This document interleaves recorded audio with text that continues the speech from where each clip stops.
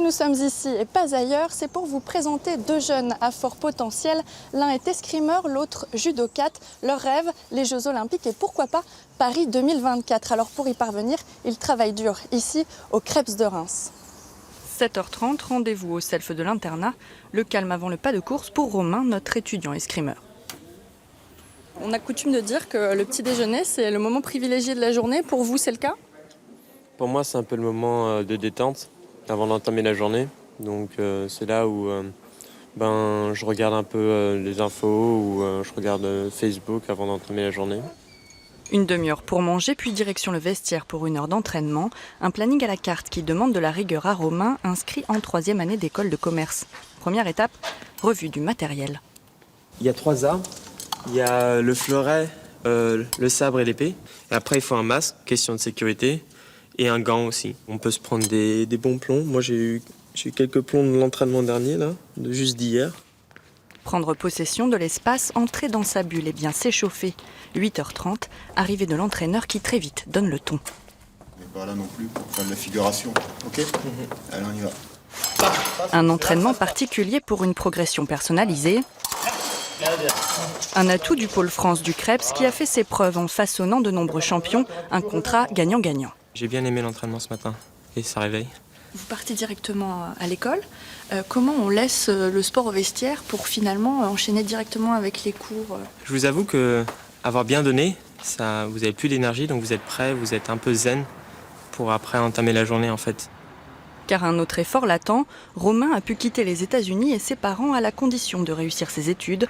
Un défi en partie relevé grâce au soutien de ses camarades. Quand je pars en compétition, des fois, je dois rater 1 ou 2 jours.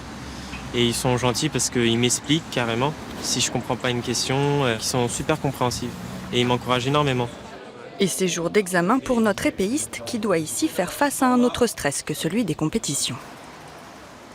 Il est temps de laisser Romain se concentrer sur ses études pour quelques heures et nous allons rejoindre tout de suite un autre profil, une jeune judokate de 17 ans, Émilie, au Krebs de Reims.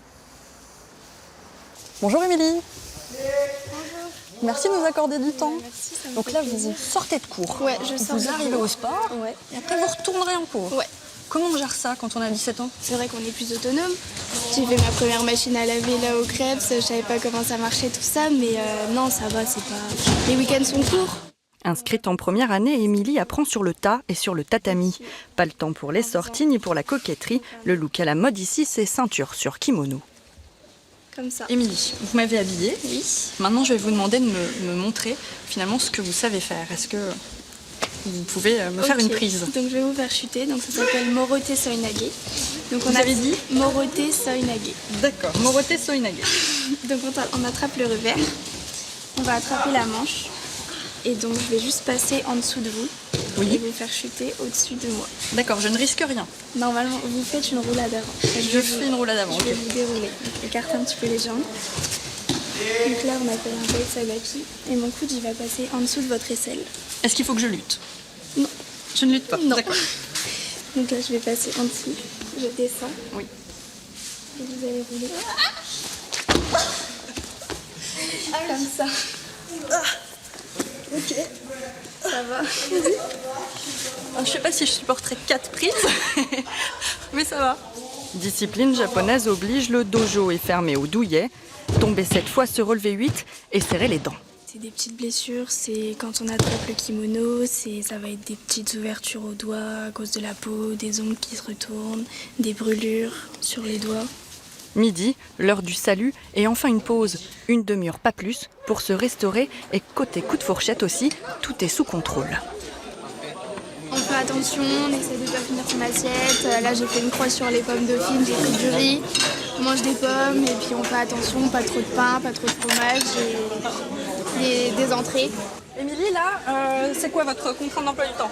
Donc là, j'ai anglais de 1h à 2h et ensuite j'enchaîne sur français et maths et ensuite je reviens à 16h pour avoir entraînement de 16h à 18h. Et donc votre journée s'arrête là ou... Ma journée s'arrête. Après, j'ai des études de 20h à 21h30 et après, ça s'arrête, on va dormir.